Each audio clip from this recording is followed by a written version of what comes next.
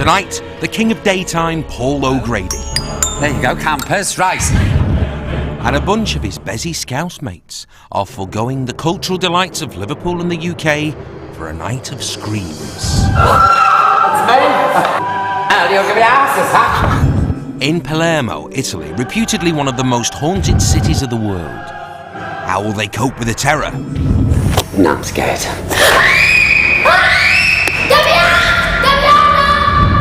Will they make it to the end of the night? I think I need to leave now. You sure? Yeah, sure. Okay. Definitely sure. All right, definitely sure. And if they do, will they ever be the same again?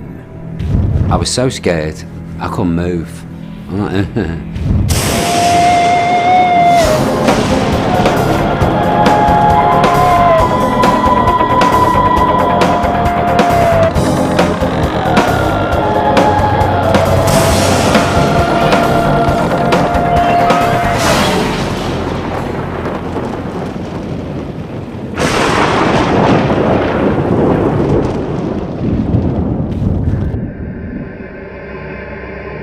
The Italian island of Sicily has always been famous for its dead.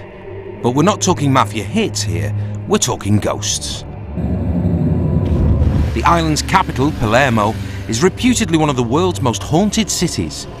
A very spooky place for Yvette and her trusty Hackney cab to go ghost hunting with a very special guest. Live at 5 on 4, it's Paul O'Grady.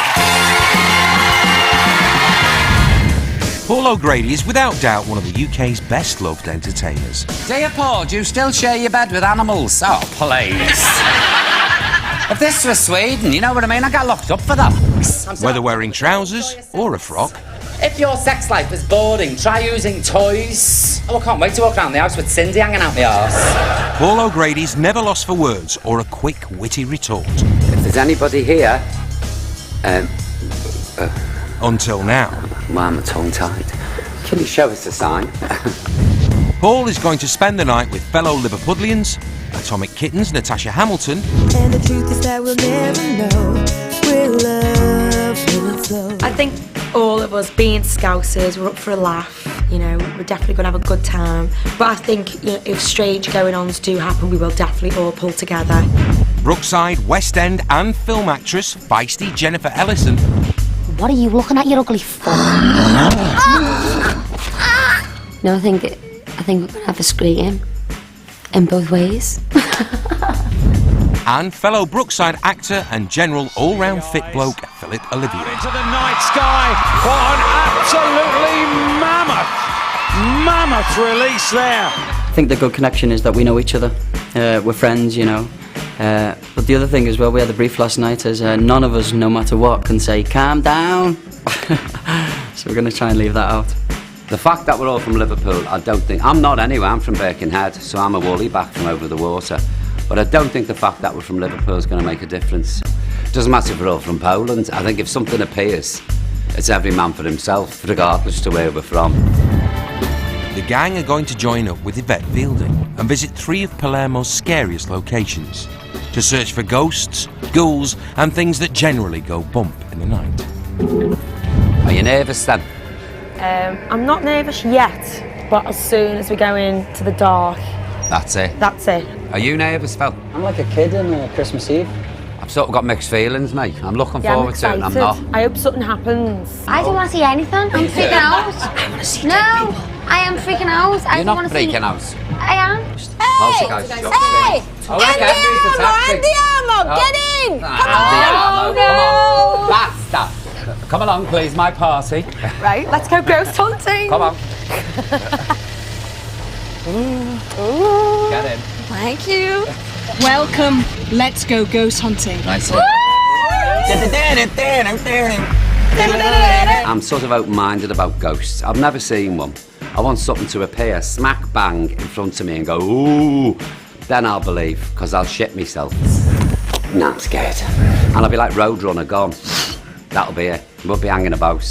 I will not be afraid to let people know that I am scared. I will scream, cry, take fits, take tantrums. I will be petrified, and I'm not afraid to let people know that.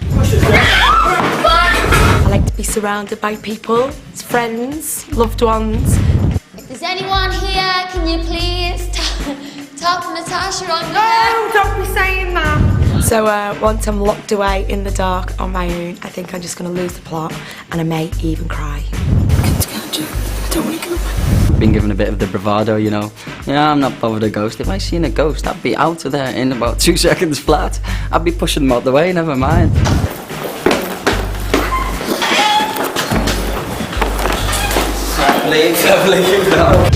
Watching these wusses as they go ghost hunting is Professor of Psychology and Body Language expert Jeffrey Beattie. I'll be looking very closely at all of the verbal and non-verbal behaviour of Paul and his friends to work out what kind of people they are, what's the relationship between them.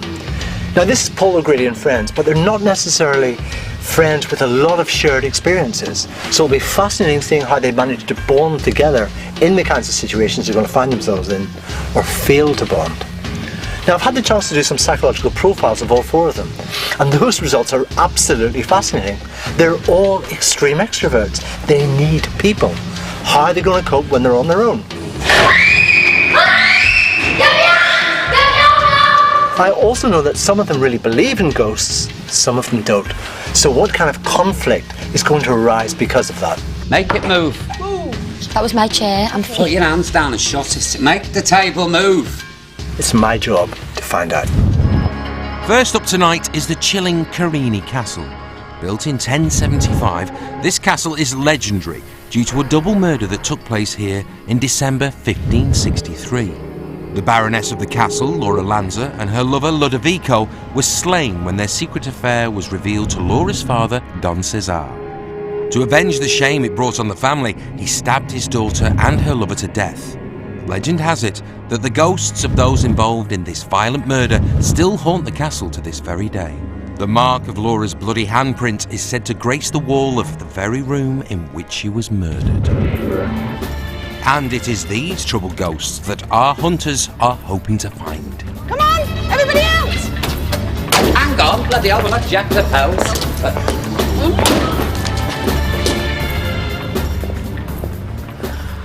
Okay, ladies and gentlemen, this is Carini Castle. It's an 11th century castle. It's steeped in a bloody history. There are bloody handprints on the wall connected to a murder. There are footsteps heard running around the whole castle, and it's incredibly haunted. Can I ask a question? You can. What are we doing going in there? Because this is what we're here for, Jennifer. You all happy? Yes. You ready? Yeah. Let's go. Yeah. Come on. Taxi. Come on. Come on. Oh no! The first room to be investigated tonight is known as the Great Hall. This is the Great Hall. Now, over in the corner is an oubliette. An oubliette means in French forgotten. Many people would be thrown down that hole where they would have been forgotten. Normally head first, so hopefully their neck would break on the way down. But a lot of people, they didn't have that pleasure. They're actually thrown down there and they were forgotten. Should we do a little bit of calling out in here? Definitely. Yeah? Shall we see? Everybody please keep your feet still. If there's anybody here, any spirit person, please can you make a noise? I'm calling out to any spirit people that may have lived in this castle or died in this castle. If you're here, come towards us, walk towards us, let us hear your footsteps or your moans or your cries. Did you hear that? Oh! Don't freak. Over there. Did you hear that? Yeah. Get it. I did Okay, hear that's a not, sort of... that's... Let's ask again and see if we get it again. It was a moan. It was a cry. Did you hear that? Did you hear that? Did you hear like a moan? I don't want to hear it. Clearly alarmed by the noise, Jennifer is trying to convince herself that it is from the living as opposed to the dead. There's not. No, there isn't. Jennifer, there isn't. There isn't. You can go check if you like. I'll go and check. I'll check. Why Go and check. Go and check. In pain? In order to be sure that the sounds they are hearing are not coming from the living, Phil bravely checks for possible hidden crew members in the areas around the Great Hall. I definitely heard that noise though, and I'm a very big skeptic. There is no one here.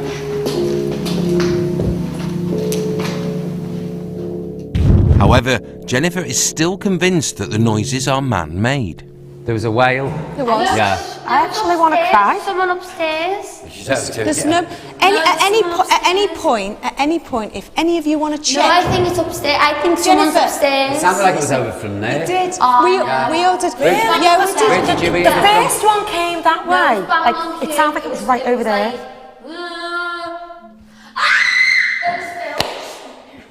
I'm sorry. That was good. That was good. I'm sorry. That's good, phenomenal. Yeah, but listen. That sounds like a girl. No, keep still because we could get it to come closer. Seriously, guys, back home, there's no one here. There's no way out apart from the way we come, so unless they jumped out the window and said so. With the return of Phil, Jennifer's fears, as opposed to her suspicions, are realised. Did you hear it up there? Definitely a man. I heard a moan, that's why I went and checked it out. Unless they're really fast and they're not out. There's only one way in. since you've been gone. Yeah. I didn't hear it. Well, let's call out and see one last time. There's nobody up there. You happy with the fact there's no one up there? Yeah, and there's only one way up there. Nice. Go on then. Do your stuff. All the spirits in this castle, please come closer to us.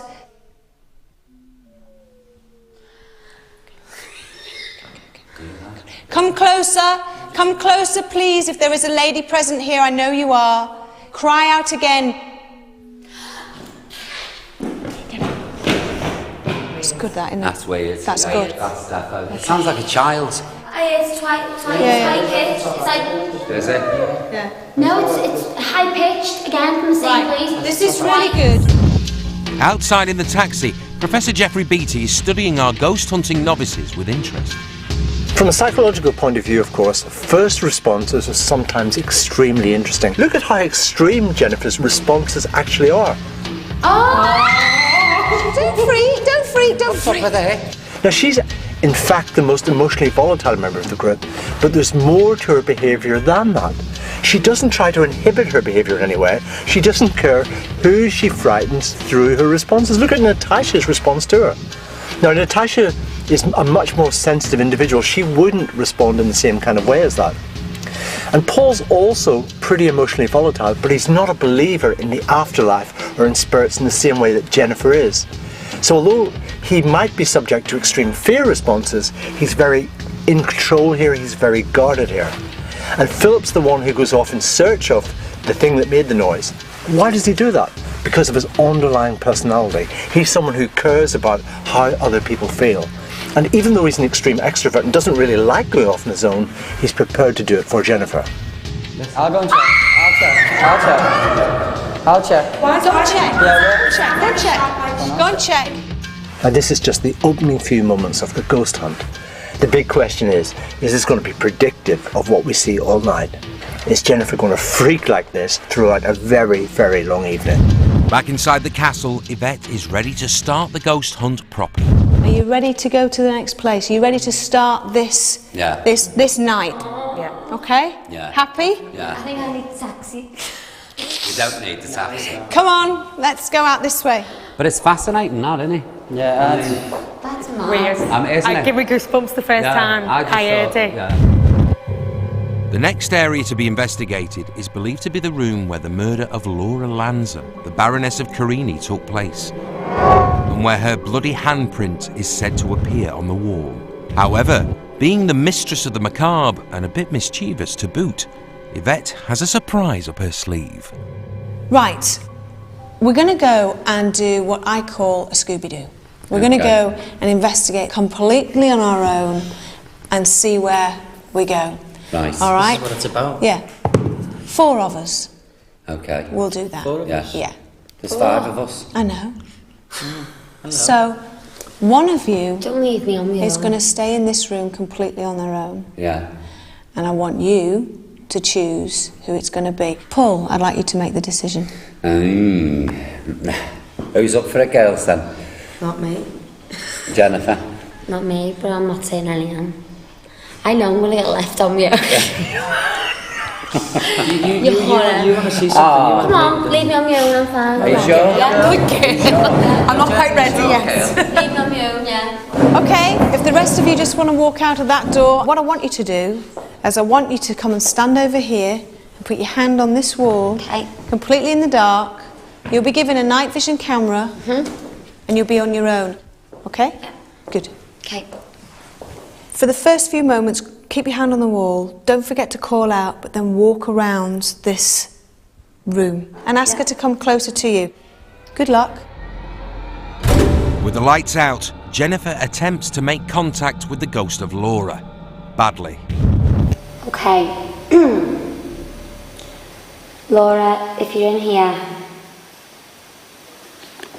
I'm here and, you know, I'm here to help, not to help you, but I understand what you're going through. Well, not what you're going through, but come on, just talk to me, let me know that you're here. Coming up, Paul's nerves are tested. It's me. Now you'll give me asses, huh? Jenny starts seeing things. Oh my god, there's a shadow on the wall.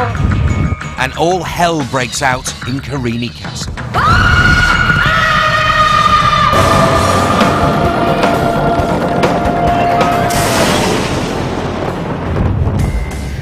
You nervous then? Tonight, Paul O'Grady and his Merseyside mates, Jennifer Ellison, Natasha Hamilton and Philip Olivier, have come to the city of Palermo on the Italian island of Sicily to go ghost hunting with Yvette Fielding. The group are currently investigating the very creepy Carini Castle on the outskirts of the city. They have already heard what they believe to be the cries of Laura Lanza, a baroness of the castle who was murdered with her lover in the 16th century. What's up there? Yvette is now leading the group to the first floor of the castle in search of more evidence of spooks.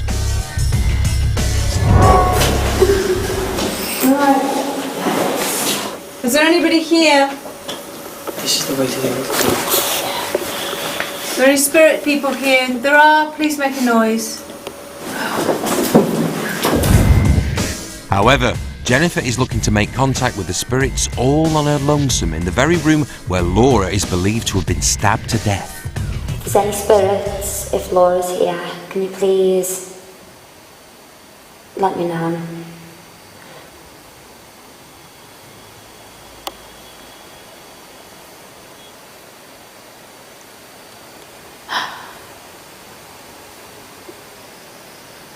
Oh my God, I can hear a woman scream. Laura, if that's your scream, then please, please let me know that you're there. You've got nothing at all to be afraid of. Back on the first floor, Yvette, Phil, Natasha and Paul are becoming increasingly tense. It's me. Now you'll give me asses, huh? Jesus. Oh my gosh. I have never screamed like that in my life until now. Oh my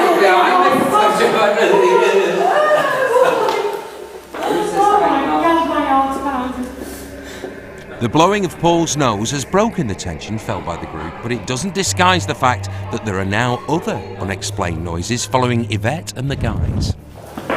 Was that you then? What? Did you just do that? Did you hear that? Did you go? No. Yeah. I'm not in the habit of going. I don't know, but I just thought, you know, just check. Did you realise that? Yeah, I did. I do from Did you? In there? No. upstairs. If there is an upstairs. That'd be Jennifer Hayes. Hold on. If there's anybody here, please make a noise.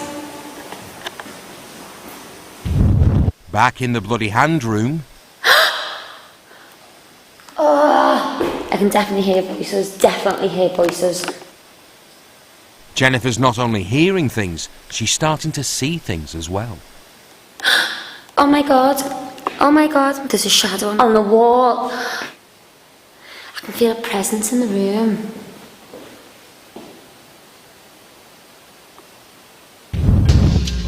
Keeping a watchful eye on events within the castle from the safety of the taxi parked outside is Professor Geoffrey Beattie. It's interesting the way that the group's divided at this point. Paul selected Jennifer to be on her own, and I don't think it's because he's a sadist that he wants her to suffer in this dark room on her own. I think it's because that she's potentially a negative influence on the group. She's not in the business of inhibiting her fear responses, and I think that will make the group more frightened. That's why he's decided that she should go off on her own. Jennifer? Not me, but I'm not saying I am. I know I'm going to get left on me. Her behaviour is very interesting now because it's not as dramatic as what it was when she was with the group. Oh my God, I heard a woman scream. Laura, if that's your scream, then please let me know that you're there. And the reason it's not so dramatic is she's not inviting the others to witness it and to look after her as a consequence. Now, it's fascinating, of course, the way that tension builds up within a group, and sometimes you need a very small thing to spark off laughter. Paul blows his nose, Natasha jumps, and they all fall about laughing. It's me! Now you'll give me asses, huh? Jesus! Psychologically, what is all that about? And laughter is a very bonding human emotional expression. It's a way of saying we're all on the same plane, unconsciously we're all together. So what we've got now is a very tight group of 3, all laughing together, and Jennifer off on her own, not being as dramatic as she was a few minutes ago. It's so weird because I can be in the presence of someone. I'm not afraid. Normally, I'd be petrified here on my own, but I feel totally safe. Feeling totally safe, crouched in a corner, Jennifer believes she spent enough time on her own and goes to find the others. Who's in here with us?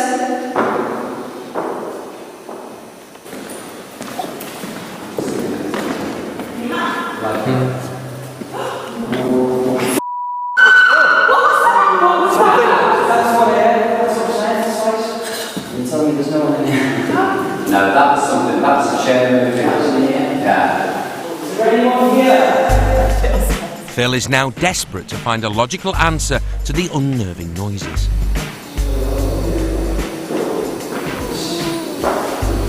That's the ultimate. Unfortunately for him, he can't find them. Make a noise or do something.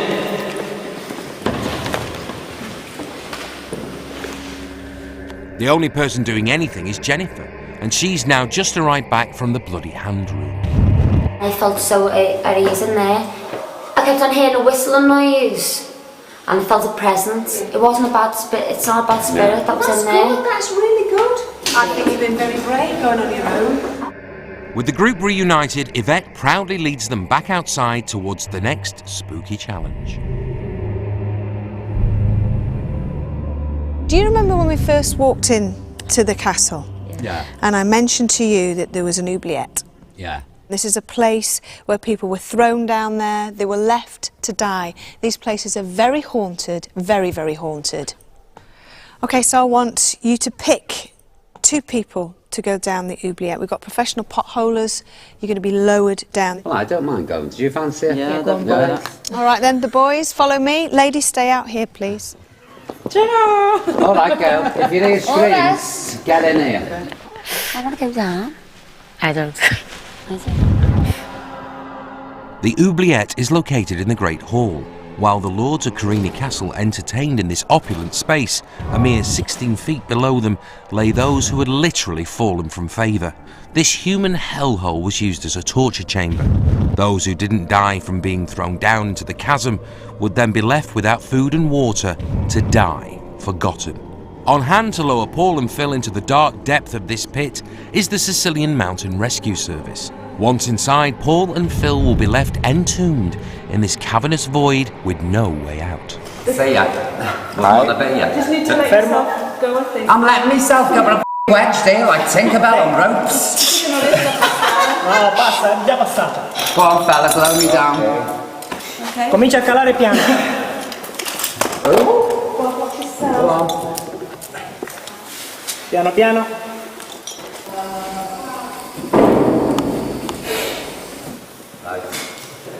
Okay. Basta. Well done, doing your hoops. Cala piano. I'll die if they'll piss off and leave. Yeah, you'll see. See you in a bit, Paul. I feel like Indiana Jones. I know. Outside, Yvette, keen that the girls don't miss out, has lined up a little temple of doom of their very own. Right then, the boys are all settled. No screaming yet. Are you happy to go off in a cold, dark, damp, dank, claustrophobic place? Yeah, go on. Happy for that? Yeah, we'll have a go. Right, follow me. Come on. Go. She's taking them to Carini's second oubliette. Located in a part of the castle built later than the original 11th century structure, this oubliette was used for the very same purpose as the first: death and misery. This pit is haunted by the spirit of an aggressive male. Once again, the Sicilian Mountain Rescue Service are on hand to lower our beauties into the lair of the beast. Natasha, it's horrible! I cannot believe we're doing this. Bye. There she is.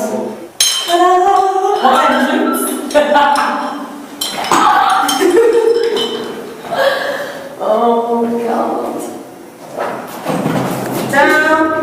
Touchdown. Once our Merseysiders have touched down in their respective deathly tombs, the Sicilian Mountain Rescuers, anticipating what's about to happen, quickly get out, put on the lids, and leave. Okay. Is it anybody here? If anyone's here, make a sound. I'm about to throw a stone. Okay?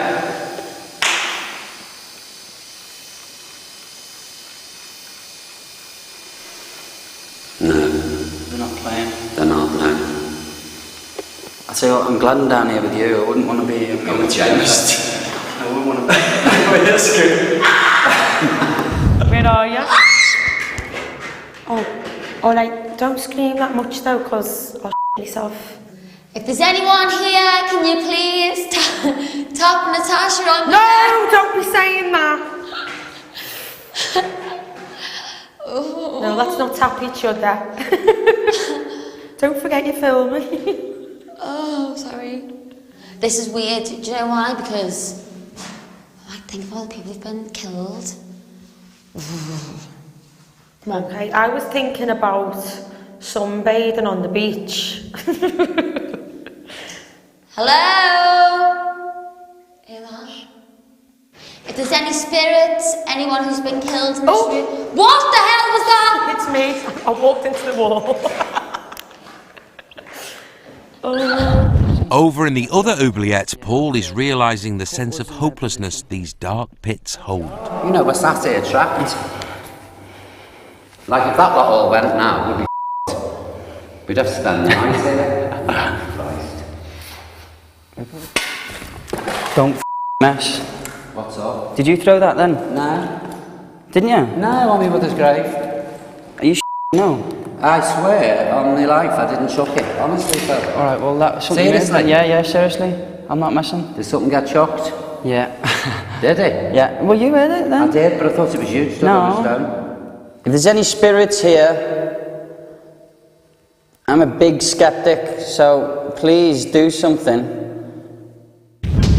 Making a career out of being a skeptic is Professor Jeffrey Beattie. It's very interesting seeing how the boys and the girls are coping differently in this particular situation. The boys are very quiet about the whole situation, very vigilant, watching what might be coming at them, allowing their imaginations to wander a little bit. But it's interesting that Paul doesn't talk about paranormal kinds of things, but the fear of being kind of locked in there. You know, we're sat here trapped. Like, if that lot all went now, we'd be The girls, on the other hand, are very different. Jennifer has got very loud again, and you can see that that's frightening Natasha enormously. It's very scary to be with someone who's not controlling their fear responses in any way. Where are you? Oh, like, don't scream that much though, because I'll off. Jennifer is the constant reminder that this is a frightening, very fearful situation. I'm actually stood up against the wall, as you can see.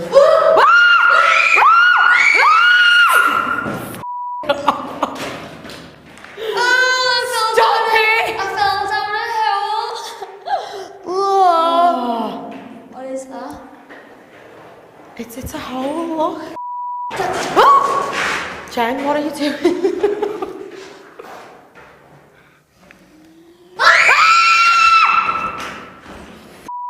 Now, who's that?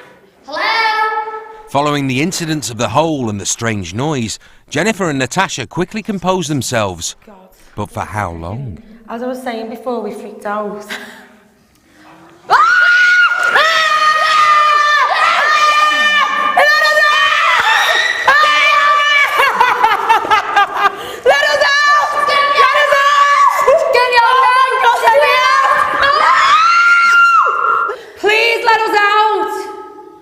Did you hear that? Yeah, I did. Stop it. Right, listen.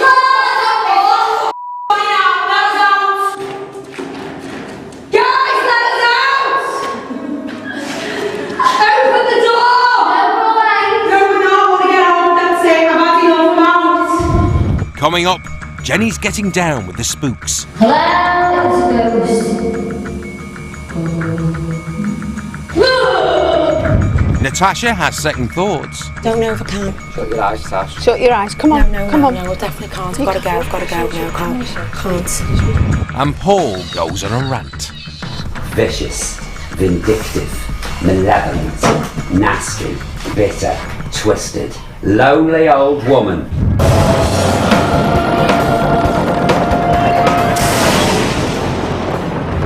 King of daytime, Paul O'Grady, has brought a bunch of Scouse chums to the island of Sicily to team up with the Queen of Nighttime, Yvette Fielding.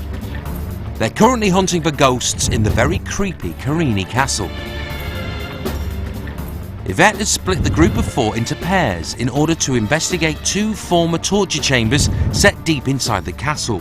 So far, Paul and Phil have been coping relatively well. Don't fucking mess. What's up? Did you throw that then? No. Didn't you? No, on my mother's grave. Are you shitting me? No. I swear, on my life, I didn't chuck it. Unfortunately, the same cannot be said for Natasha and Jennifer.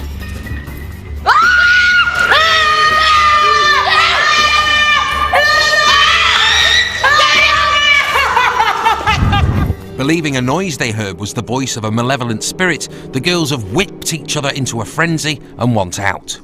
I want to get out. That's it. I've had enough. I'm out.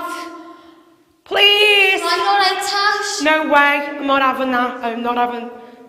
What was that? It was like that, didn't it? Oh my God. Hello? Guys? Hello? Please let us out. Because I'm crying now.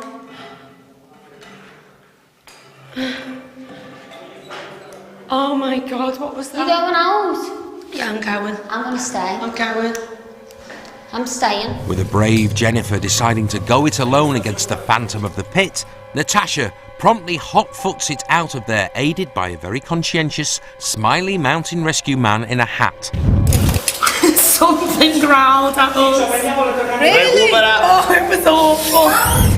Back with Paul and Phil, the lack of ghostly goings-on have resulted in the quality of the conversation taking a turn for the worse. I mean, it must have been fucking awful that to be chucked down here. That's if you survived the fall, which I doubt very much.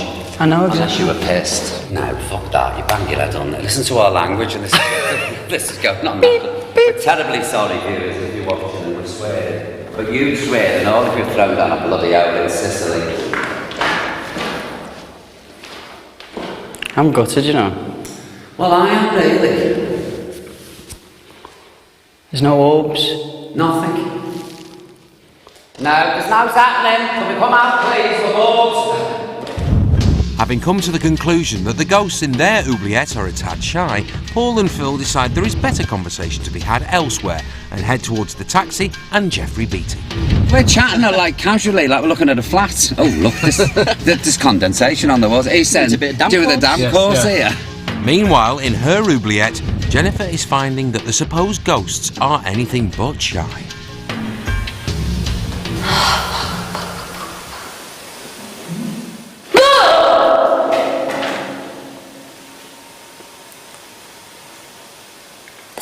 definitely something in here.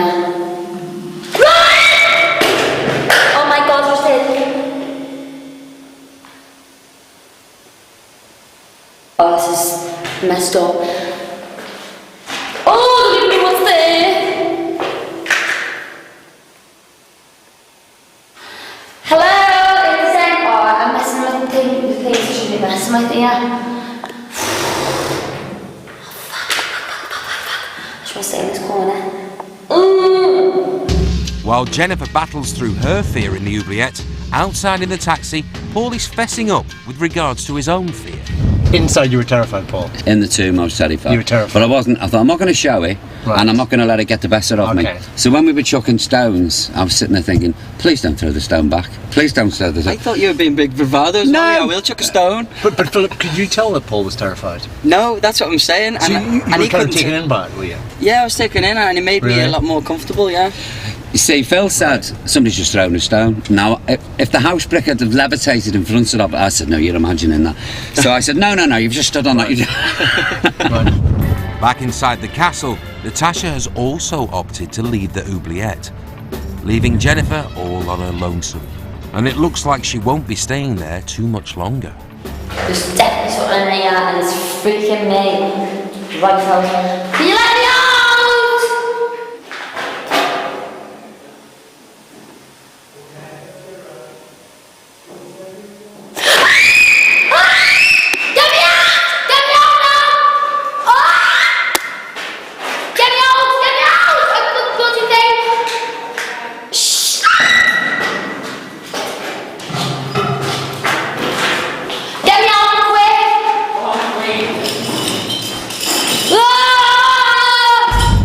With Jennifer finally out of the oubliette, Yvette gathers the gang together before they move on to the next scary location.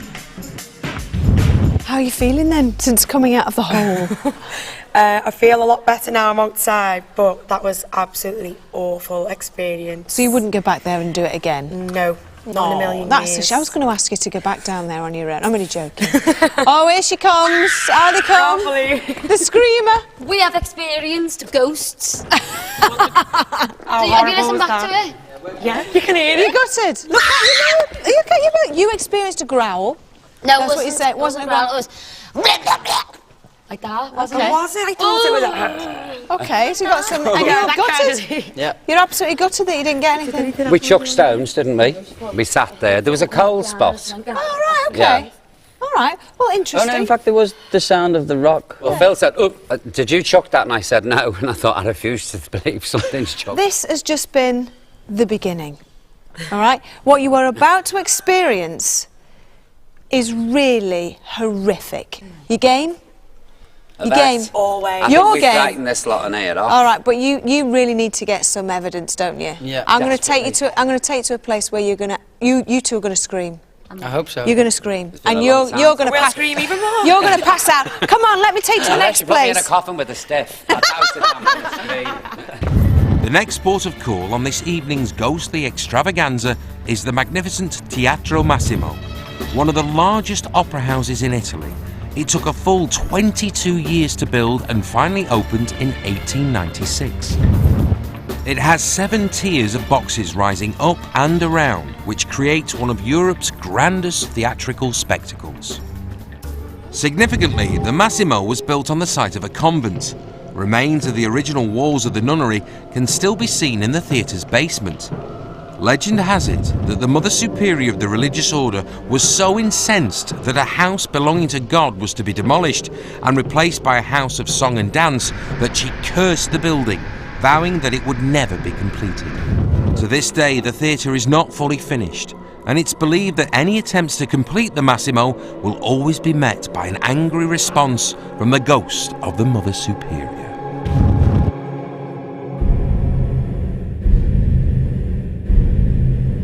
And it is to search out the spirit of this nun that Yvette has brought Paul O'Grady and friends to this magnificent theatre. Up the stairs, up the stairs. All will be revealed once we get inside.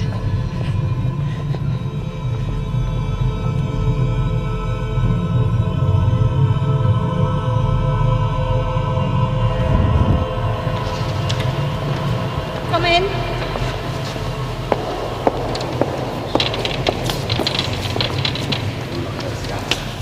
Isn't this an amazing place? Oh, it's beautiful. And this is just the entrance hall. But we're not here for the architecture, of course. We're here for the ghosts. Now, apparently, there is a ghost of a very evil woman that lurks in this building. And she's done harm. She's actually done harm to people. It's been recorded. Physical harm? Yeah, physical harm. I'll show you that in a bit. This is certainly somewhere that a lot of people have seen things, they've witnessed things. Guests and staff have all reported ghostly happenings and apparitions and poltergeist activity on a regular basis. So, let's go and have a look. Come on. You ready? Yeah. All right, let's go this way. Taking note of the group's reactions to the Massimo is Professor Jeffrey Beattie.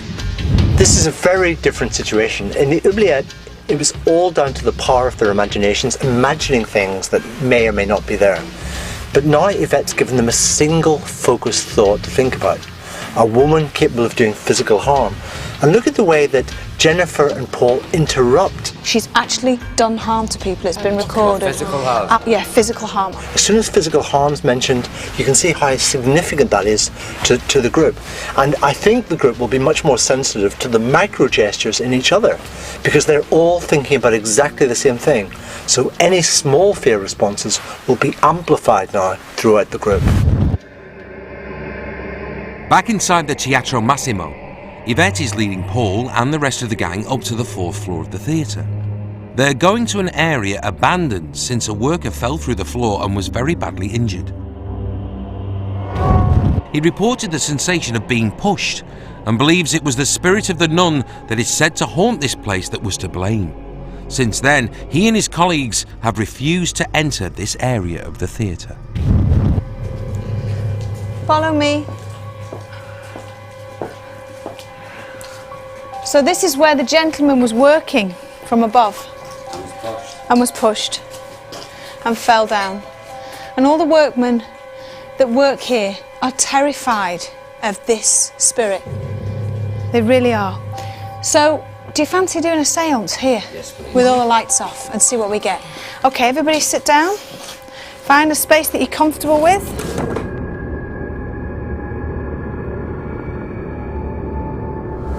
Okay, you ready? Can we turn the lights off now, please?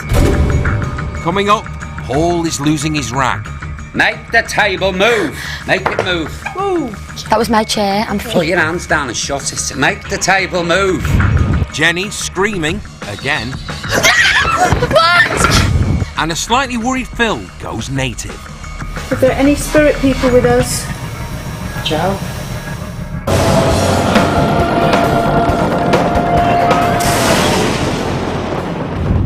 Tonight, Paul O'Grady and friends Jennifer Ellison, Philip Olivier and Natasha Hamilton have come to the Italian city of Palermo to search for ghosts and ghouls with the queen of all things scary, Yvette Fielding.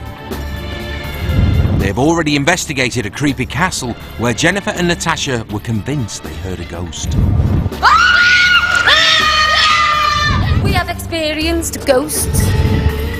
And where Paul and Phil put on brave faces when forced to call out to spirits while sitting in an underground chamber. Don't fucking mess. What's up? Did you throw that then? No. Didn't you? No, on my mother's grave. You see, Phil said somebody's just thrown a stone. Now, if the house brick had levitated in front of it, I said, no, you're imagining that. So I said, no, you've just stood on that. They're currently conducting a séance in Palermo's Teatro Massimo Opera House in an attempt to make contact with the supposed ghost of a violent nun which is said to haunt this place. If there are any spirit people here now, any astral beings, Mother Superior, are you here? If there is a lady, please come towards us. Make your presence known. If you don't like us here, if you don't like what we're doing in your house, please come towards us. Wait, was that you?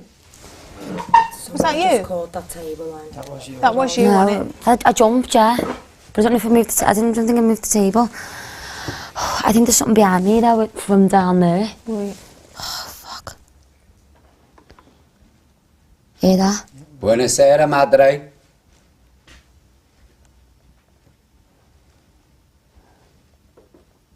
Hear that? can. It was like a dull thought. It was like, yeah. Buonasera, madre. Come sta?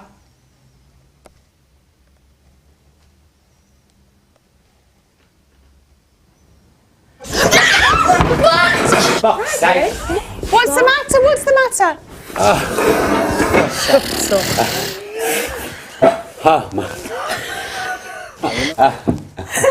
Oh, shh, did you hear that?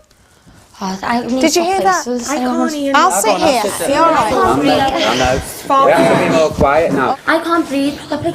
Is anyone having... I can't breathe properly. I don't know if it's because I'm freaking out. I told you she wouldn't like you because you're an actress. You're an ex-kid. Ready? I'm sat here like that. She dug her hand into me. I've almost got stigmata. Did you hear that, madre? Stigmata. You know what that is? My feet. Where's everybody's Nice. feet? Get your hand on here and don't start squawking. Do you hear me? Yeah, it's me fuss. Right. It won't happen to you. Seriously. Right, let's concentrate. Get the energy here. going, flowing right round the table. Nice. Come towards us. The bell. It's outside. I've just seen a flashing light behind. Please something's behind me again. What was that? What was that? Shh. Go and have a look. Go and have a look. Go and have a look. Having heard strange noises around the seance table, the ever-inquisitive Phil checks out the surrounding area for logical explanations. Get back to the table. Get back to the table. Get back to the table. And not for the first time tonight, he returns to the rest of the group none the wiser. Where you Come on, going? what happens? We're stopping. I know, we've got to I know, we have to carry on now. No more screaming or leaping. Do you hear? No more. Yeah. Feet. Everything's happened to me so Ready? far. You'll be all right now. Listen, Nice. and just Nice. Start again, Eva. Sorry. Please, if there is somebody here, a spirit person here, please move this table. Move this table. Make it move. Put your hands flat on the table, slightly put it Come on, make the table move. Make the table move, we'll leave you alone. Oh, Mother of Christ. Make the table move. Make the table move. Oh my God, I'm creaking. Make the table move, it's moving. Make the table move, please. Hear that scream?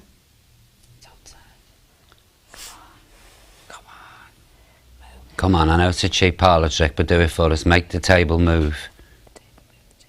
Make the table move. Keep going, Paul. Keep going. Make the table move, please.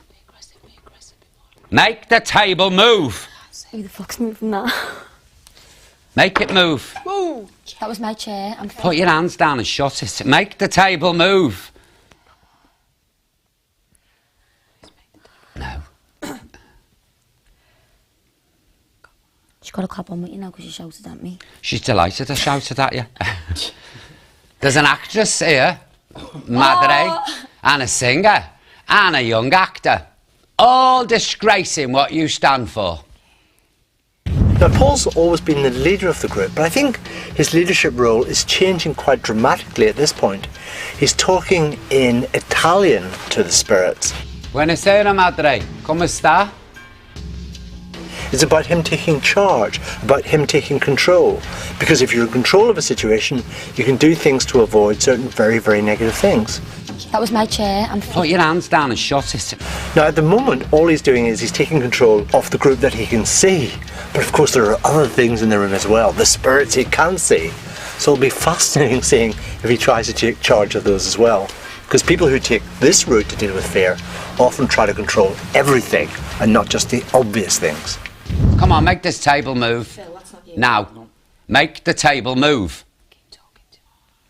A woman of Christ, she can't lift a table. Well, please. Vicious, vindictive, malevolent, nasty, bitter, twisted, lonely old woman. Can't make the table move. Hear that? I heard that sigh. Did you? That sounded like a woman going. Yeah, it did.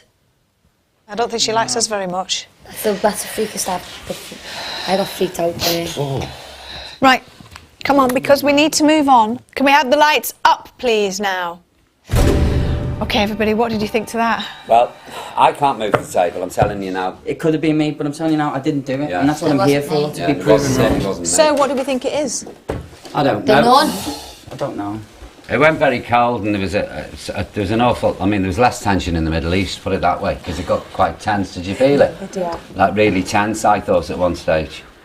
I can't think we can get punching a minute. I just think next time we do it, we need to focus. 'Cause Yeah. every time we keep getting freaked out, stopping, and then it kind of dies down. We Exactly. need to build the momentum to get more things Exactly happening. right. Well, listen. Sorry, it's my fault 'cause I just keep freaking out. But I've had loads of things happen to me, so Yeah, well, it is scary if I got... Yeah, well, listen, Stabbing nothing's going to happen to someone us, okay? behind me, Nothing's going to happen to us. We're in a controlled environment here, so let's just try and keep focused. With the seance at an end, Yvette decides it's time to leave the Massimo and head to the next spooky location. Drag me with it.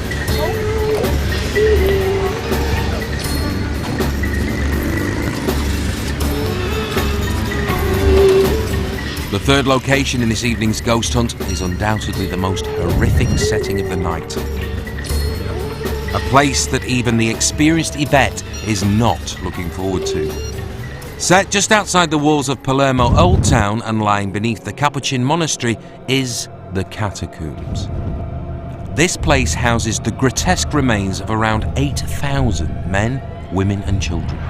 Although the concept of burial within a catacomb is pretty alien to us today, it is less so in Mediterranean countries and is looked upon as a little more than just another form of burial. The Capuchin catacombs date back to 1599, when the local priest mummified a holy monk and put him on display for all to see. No, I'm scared. In time, the locals wanted their relatives remembered in the same way. Soon there were hundreds of corpses.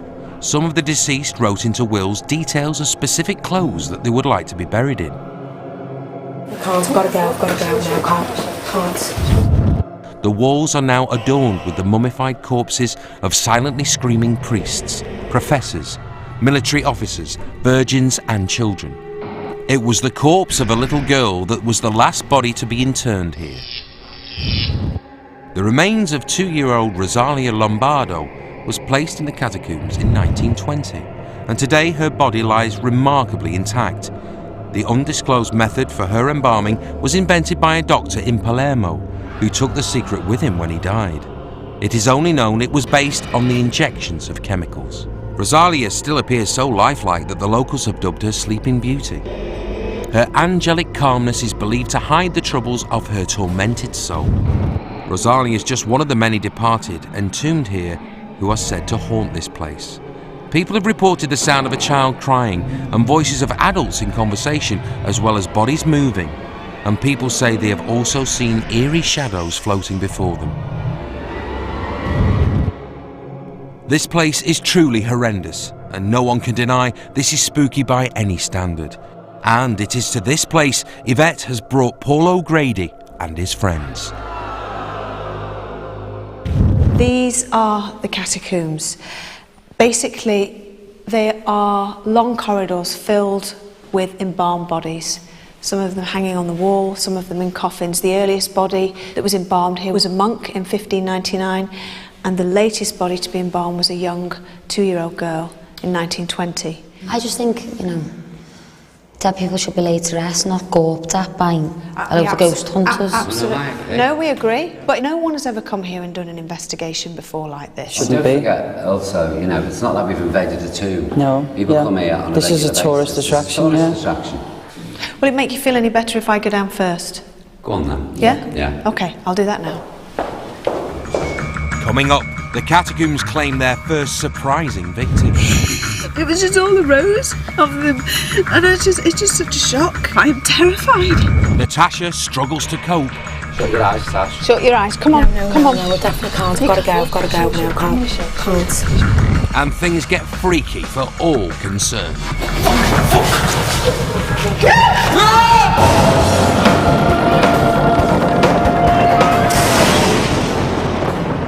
Tonight, Yvette Fielding is ghost hunting with Paul O'Grady and his friends. They've just arrived at Palermo's terrifying Capuchin catacombs, where Yvette volunteered to check out the underground corridors of death. Will it make you feel any better if I go down first? in order to appease the very reluctant Jennifer Ellison. However, even Yvette, a veteran of over 200 ghost hunts, is not prepared for the horrors that await her. This place is the most horrific location she has ever witnessed.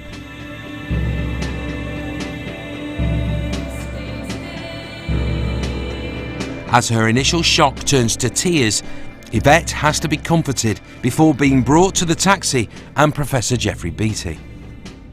Was there anything in particular that sparked you off?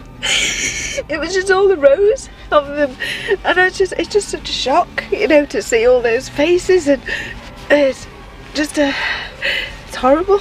And normally, you know, I've got to be all hard and everything, and I will be. It's just the initial shock of seeing that. Still waiting upstairs, Paul is starting to wonder what all the fuss is about. Look, I don't know what's going on. I'm going to go down and have a look, all right? Yeah. I'll be back in a sec. But as he enters the catacombs, Paul realises this trip to Sicily will be no holiday. Oh, this isn't right. Oh, I'm sorry, this isn't Blackpool. Oh, my good God. Oh, please. Look at the babies. Look at this child. Oh, sweetheart, you should be buried. This is just not right. And then seeing the babies, you know, in the coffin. That's upsetting. Are you still up for taking them down there? Oh yeah, I have to. Can't let them know that I'm feeling like absolutely terrified. I'm terrified. I've been dreading it all day, and I think I've made it in such a huge thing. And then seeing those babies in the coffin has just upset me. Look at these. I know him. Anyway, I mean, look, there's mummy and daddy and baby. Look. But look at the way the child's hung. Oh, I'm so sorry. And yet, perversely, it's really peaceful. What's in here? He's got a moustache. He's got flesh. Oh, sweet Jesus. Oh, my God. Oh, this isn't right. Look at this child. Oh, you poor little thing. Oh, that's not right. Oh, that's shocking. Oh, my God. I found this very... I mean, look at her. Like you could pick her up. God, look at her little face. Oh, you poor little thing.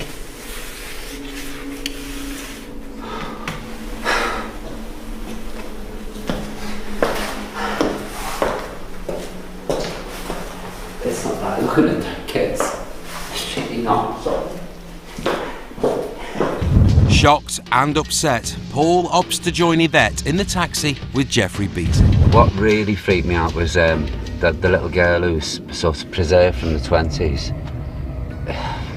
She didn't frighten me in the slightest. No, it was just It upsetting. was just the sadness of seeing her, and you think, you shouldn't be here.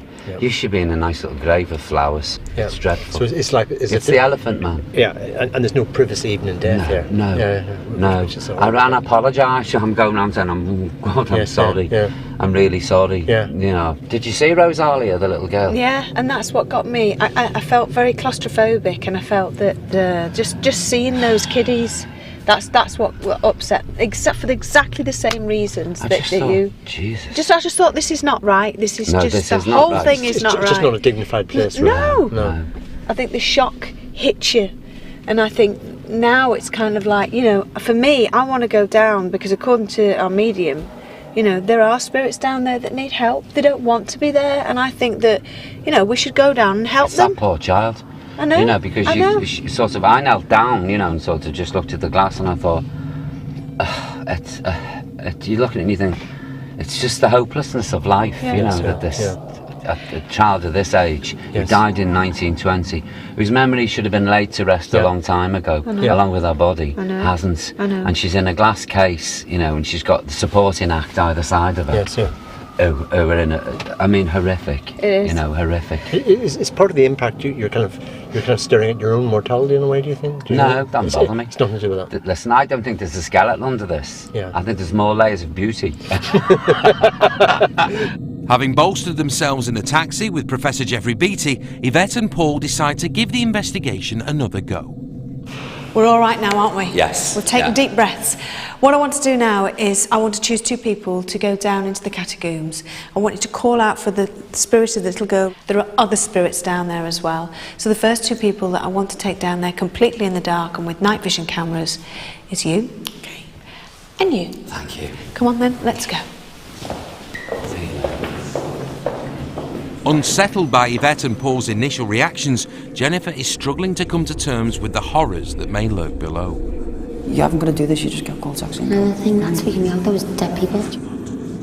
Watching events from a safe distance is Professor Jeffrey Beattie. This is a very different situation for the ghost hunters. This isn't about ghosts and spirits and spooky things in the imagination. This is about real dead bodies in front of them.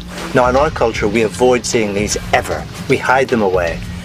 In Palermo, they're on view. And what's the first thing that's happened? Yvette's broken down in tears. She's the leader of the group. She's the role model for how they should respond. But even she can't take it. I'm terrified. So without the role model, where are they going to get their behaviour from? What cues are they going to pick up on? So the psychological effect of all of this will be to make each and every member of that group feel alone and isolated. Oh, this isn't right. I think what we'll see is something ultimately very personal and individualistic from each of them.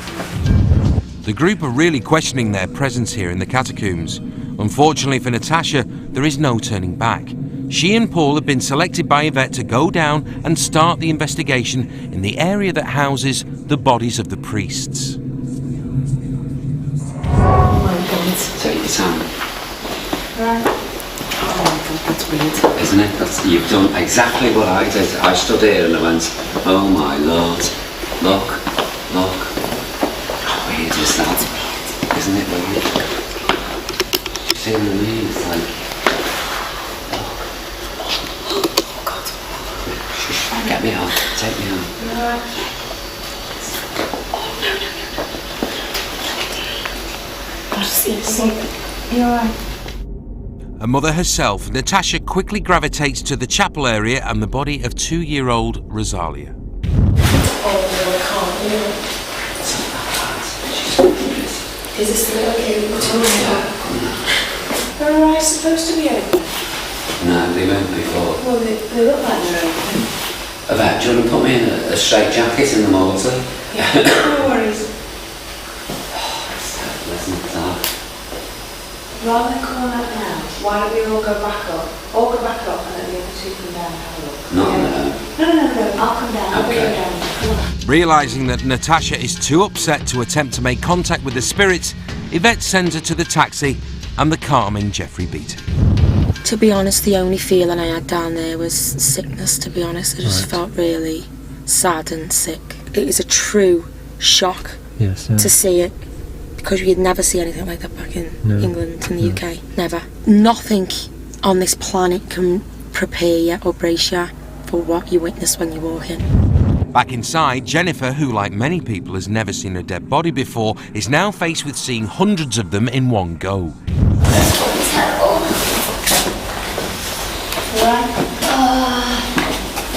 Spotted on the wall, man.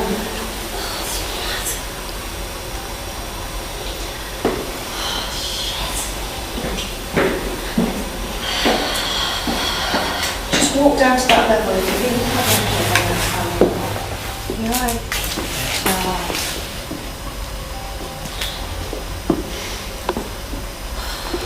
It's horrible, isn't it? She little boys in it.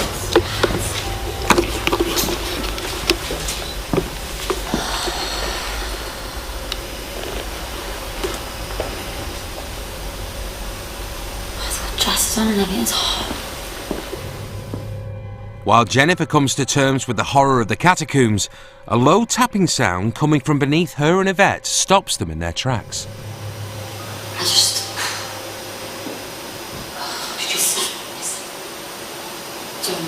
I'm not joking. Something just tapped there.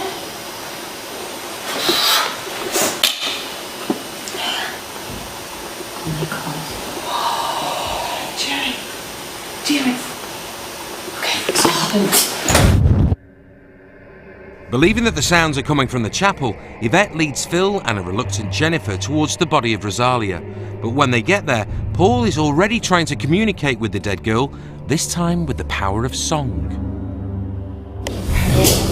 Night, my love, the old moon is dying beside you. Good night, my love. Good night, my love.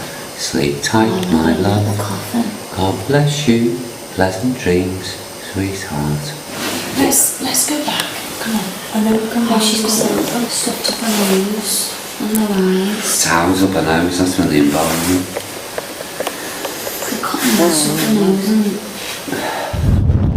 Having eased the gang into the catacombs, Yvette regroups upstairs to introduce the final ghost hunting task. What I want to do now is I want to take you back down where we've just come from. Then I want to take us into a room that you've not been to before, which is called the embalming room. And I want us to do a planchette and try and contact, hopefully, someone who will try and contact us for help. And we can go from there. So, are you all happy to do that, or do you want to stay here? I'm staying here. You're going to go to the taxi and talk to Jeff and watch what we're up to, yeah? Mm-hmm. Okay, why do you not want to join in? Because I feel strongly, we're not going to set this little girl free. We're not going to help her. You know, I'm not against anyone else doing it, but I just feel I want to show them the last little tiny bit of respect and not go down there trying to find ghosts. Well, give us your torch then. There you go. Exactly. You go to the taxi and we'll go and help Good her. luck, Bye-bye. girls and boys. Bye. With Jennifer opting for the safety of the taxi, the rest of the gang make their way towards the embalming room, which is set deep in the catacombs.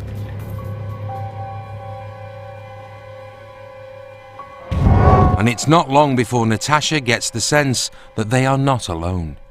What the hell? Don't run. Don't. Is that a coin? Did you? No. Did you hear that? Yeah, did you? Yeah, it was a ting. A ting. Yeah, I heard that. Oh, God. Anybody there? Are you sure you haven't got nothing in your belt or nothing there? No. That came from behind us. Yeah, right behind us. I heard that. Yeah, I did as well. If there's any spirit people here with us now, please can you come towards us? Okay. Did you hear that? Yeah. Yes, I did. Did you hear that? I certainly did. Oh God, I need to stay with you now. Okay, listen. I want us to go into this room here. This is the embalming room. It's a horrendous room. Okay, I don't know if I can do this. Yeah, you can. I Come think on. you can get anywhere, it's a mess. Right, you ready? Yeah. No, it's not nice. Right, who wants to go in first? Go on, Ivor. Is the things in there? Right? Yeah. There's things in there. Yeah. Oh, no. Oh God. Whoa, whoa, whoa. Well, what is it? Oh, jeez. Oh, I don't know if I can. Shut your eyes, Tash. Shut your eyes. Come on. Come on. No, I definitely can't. You I've got to go. I've got to go. You're supposed to be paying us for embalming. Come on, you've come this far, girl. Come on, me and you together. Come on.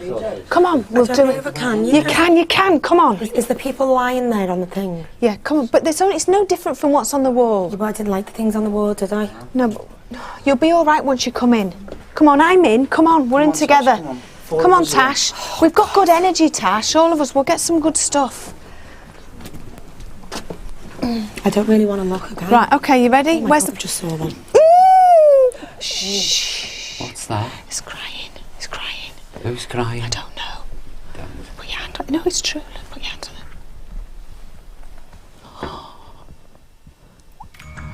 it. Coming up, Paul's convinced they are not alone. I can feel the belt. I'm seriously in my coat. No more child spec things on your belt. Natasha is brought to tears. I don't want to get away.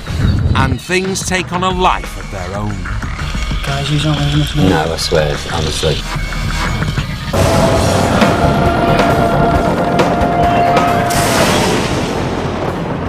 The queen of all things scary, Yvette Fielding, is ghost hunting with Paul O'Grady and 3 of his City of Culture friends, Natasha Hamilton, Philip Olivier and Jennifer Ellison. They've come to the Italian city of Palermo to hunt for spooks in 3 of the city's most haunted locations. Having had the willies put up them in the creepy Carini Castle and terrifying Massimo Theatre, they are now investigating the horrific Capuchin catacombs, which houses around 8,000 dead bodies, many of them hanging mummified on the walls. Unused to being confronted by death in such a full-on manner, everyone, including Yvette, have struggled to cope with their emotions. I'm terrified. Believing that the ghost hunt is an affront to those laid to rest here, Jennifer Ellison has refused to carry on, preferring to spend her time with Professor Jeffrey Beattie in the safety of the taxi. I felt really upset. So from your point of view, the kind of gruesome explanation for that? Yeah.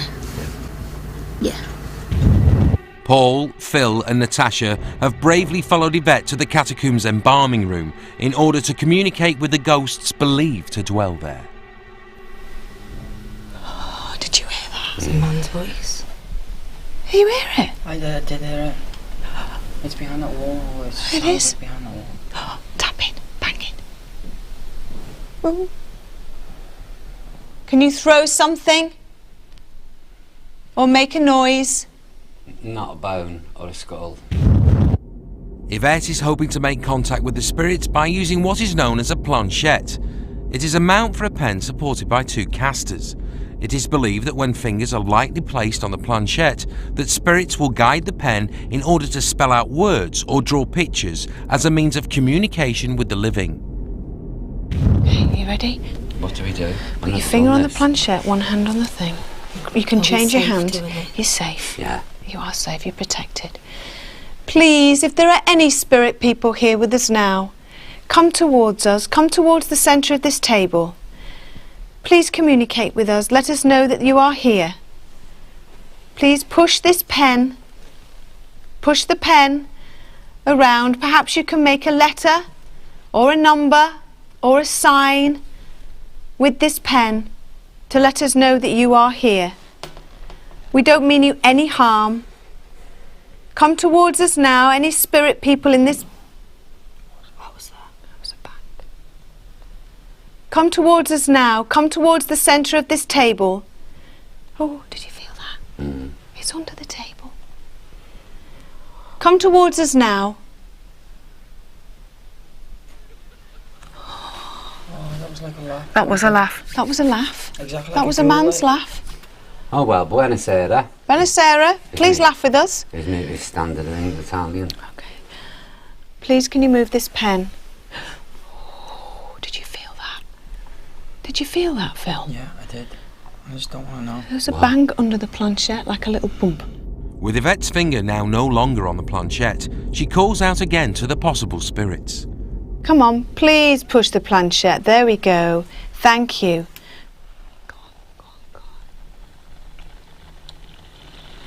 Oh, don't you? Thank you. Grazie. Grazie.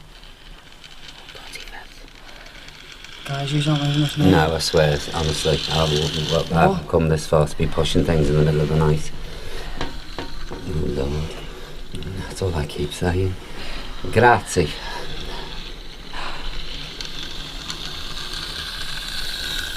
Oh my God. This is fucking good. Oh my God. Oh my God. That's all right, it's positive, it's positive, it's positive, it's positive. I've hardly got my finger on it. I can't do this. The movement of the planchette is clearly unsettling both Paul and Phil. You all right, Phil? Yeah.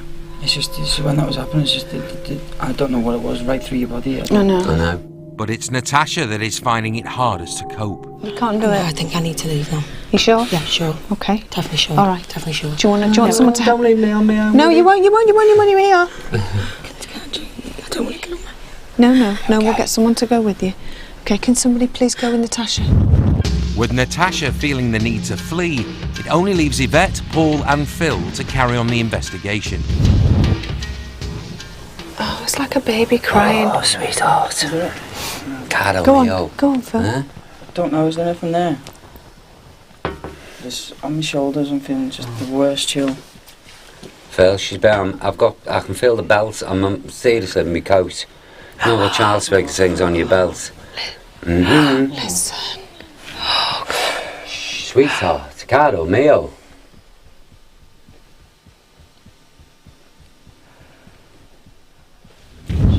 Upstairs, Natasha attempts to gather her thoughts. I've never shook so much with fear.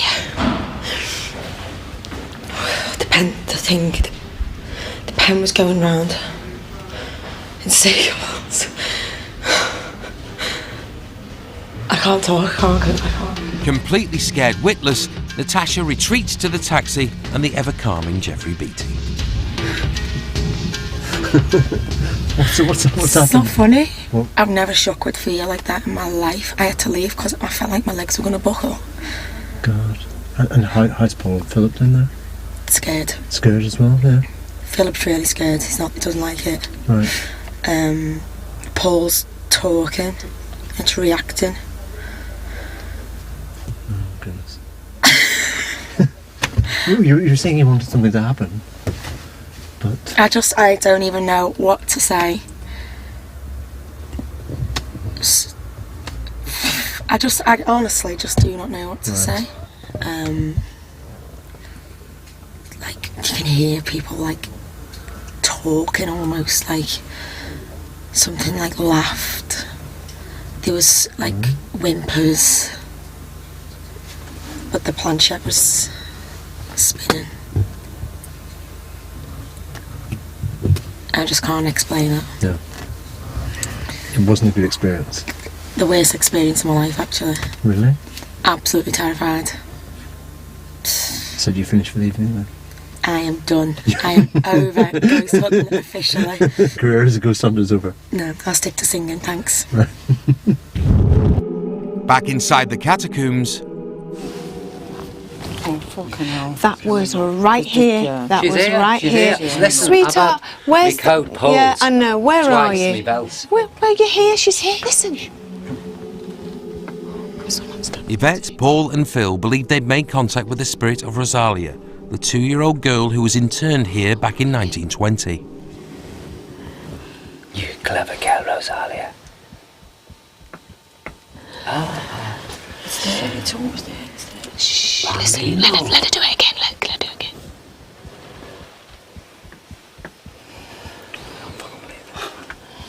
It's great. Keep still. Sounds like it's coming from here. She's tapping under the table. She's tapping on here. Rosalia. Listen. Rosalia. Listen. Yeah. Hello. Hello. Oh, Carol. Believing that they have the ghost of Rosalia on their side, Yvette is keen to see if they can make contact with the other spirits said to haunt the catacombs. You know what I think we should do now? What? I think that we should... Go on holiday to Skegness. Yeah. Let's the three of us do a walk round. Call out. Yeah? Yeah. Keeping an eye on Paul and Phil from outside in the taxi is Professor Jeffrey Beattie. It's fascinating watching how quickly human behaviour can change sometimes, and I think Philip's behaviour in this situation is truly remarkable. I think going over the threshold of the catacombs was a bit of a transformational experience for him. And I think he's heard a few noises now, and his behaviour seems to be changing dramatically. And he starts pacing up and down. This is the most basic human survival mechanism at play here. He wants to flee that situation, but he's socially constrained to staying there. He can't get out. And it's interesting that for Paul, humour is very absent in this situation, except in his little quip about going to Skegness. You know what I think we should do now? What? I think that we should... Go on holiday to Skegness. Yeah. Humour doesn't kind of work here in the presence of dead bodies. With Paul O'Grady, a very witty, sharp chat show host, he doesn't know what he can draw upon to help him in that situation. Oh, Lord. That's all I keep saying. Grazie. And I think what we've seen here is sophisticated, mature, adult human beings stripped to their psychological bones, so to speak. Back down in the catacombs, our group of sophisticates have moved to the area that houses the priests. But unfortunately for Paul, his opening line to the spirits believed to reside here is anything but sophisticated. If there's anybody here, one tongue tied. Because you're shitting yourself? I can't believe it. Can you show us a sign? I don't want to see any signs, to be honest. Struggling to communicate in English, the gang try again, in Italian. Buonasera. Buongiorno. If there are any spirit people with us, Ciao. please talk to us. There's something down there. Listen.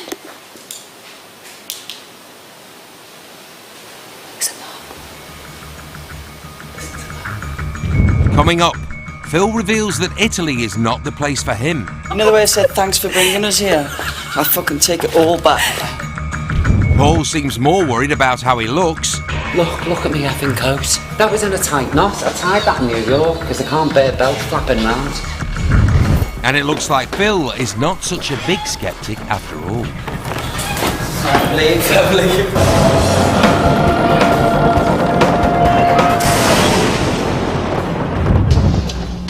Paul O'Grady, Jennifer Ellison, Phil Olivier and Natasha Hamilton are spending the night ghost hunting in the Sicilian capital of Palermo with Mistress of the Macabre, Yvette Fielding. They're investigating the city's horrific Capuchin catacombs, where Jennifer refused to take part in a séance and opted for the safety of the taxi and Jeffrey Beatty. I just think it's wrong. I think it's wrong. And after what was believed to have been the spirit of a little girl trying to make contact with the group during the séance, Natasha was too frightened to carry on. I've never shook so much with fear. And she's not the only one feeling the fear. No, I'm scared of you. Yeah. I have to admit it. Oh, yeah. Yeah. Listen. Yvette, Paul and Phil are currently in the catacombs' body-lined corridors where they've been hearing unexplained sounds that seem to be following them. It sounds like there's something behind us. You know, like just in the distance. Is that your stomach? No. Did you hear it? I can't hear anything. I'm paralyzed. Fuck! Shush, stop. Stop. Basta. Fucking, there's nothing behind us. Oh, God. Okay. You know the way I said thanks for bringing us here? I fucking take it all back. I've just let a little trumpy go. There's something down there. Listen. Let's go. Oh, don't say that to me. Don't bet in here. Jesus.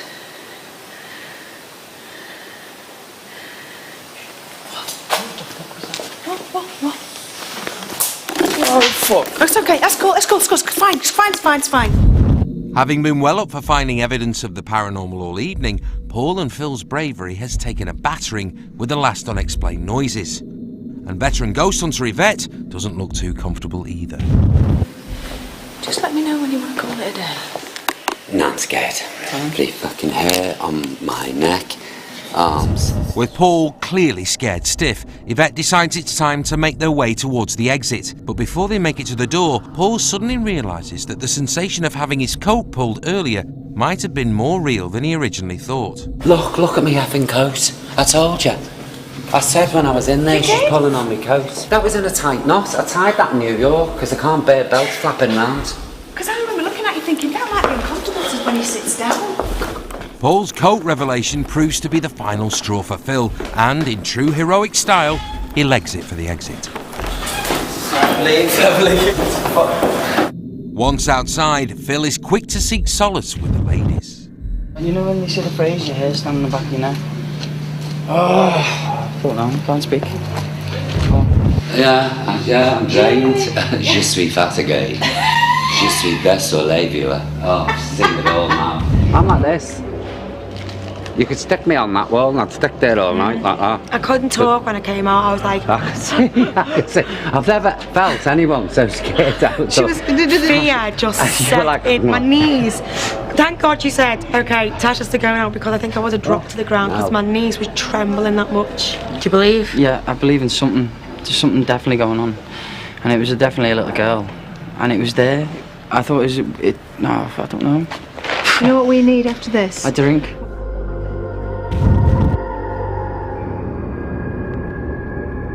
Before they leave the Capuchin catacombs, Yvette returns to the embalming room and puts a closure to the seance. They hope that this will release what they believe to be the trapped spirit of 2-year-old Rosalia. With the job done, it is a relieved, if slightly spooked, Paul O'Grady and friends that get in the taxi and head for home.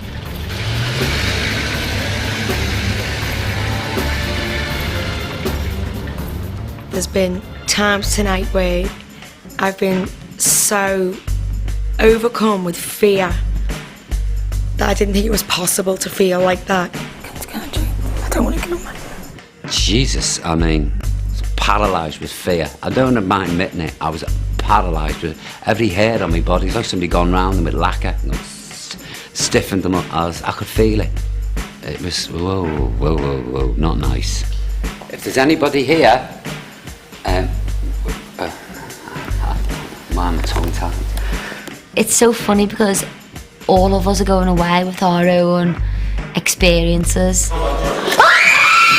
And I think we're all going to be a lot more open to what's out there now.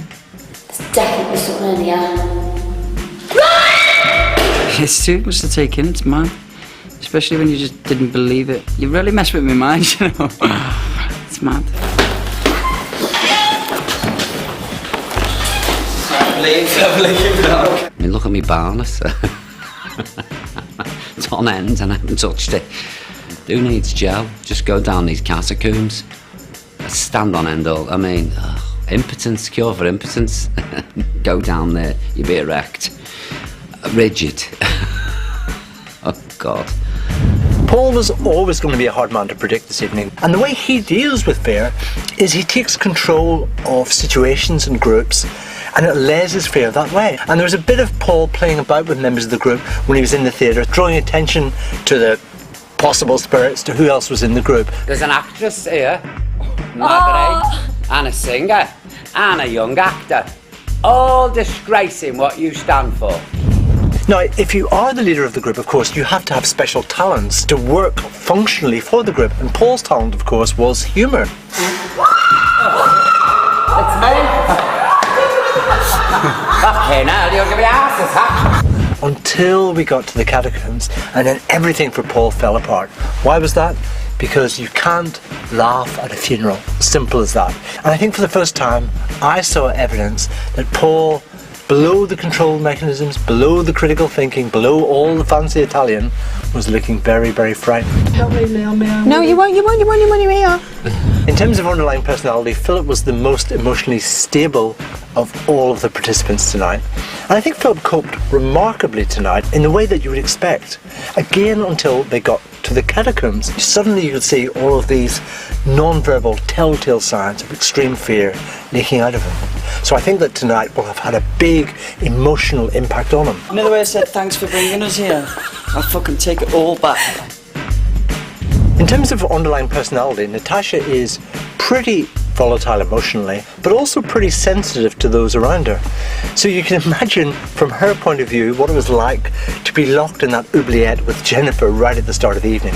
This in some sense was her worst nightmare. Is anyone here? Can you please top Natasha on No, don't be saying that. I think the problem when they got to the catacombs, she was picking up on all the vibes around her, and she certainly didn't like what she was feeling. She got out of there quickly. I never shook so much with fear. In terms of her underlying profile, Jennifer Ellison is pretty extreme. Jennifer, of course, verbalised her own reasons for leaving the catacombs. She said it was all about respecting the dead, You haven't got to do this, you just get a call taxi and go. No, the thing that's speaking out, those dead people. But from a psychological point of view, her coping mechanisms for fear, which is to dramatise her fear response, couldn't possibly work in the catacombs, and without a coping mechanism she had to leave. I think that her talking about respect was her kind of post hoc rationalisation of what she was doing. These people were alive once, they're not props. You know, they're not mummy, you know, well they are, but they're not, you know, it's not Shaun of the Dead, it's not a horror film. This is real. It's very unhealthy to be hanging around dead people, unless you're a pathologist and getting paid for it, or a necrophiliac and enjoy it. And since I'm neither, I'd definitely do ghost hunting again, because I think once you've done it once, you're so intrigued, you just want to find more. Definitely, any skeptics out there, come and have a go at this. Come and have a go at this, definitely. You're going to change my life, actually. Thank you. I'm going to be up all bloody night now going through all this in my head. As the book closes on ghost hunting with Paul O'Grady and friends, all the spirits have been laid to rest. Or have they?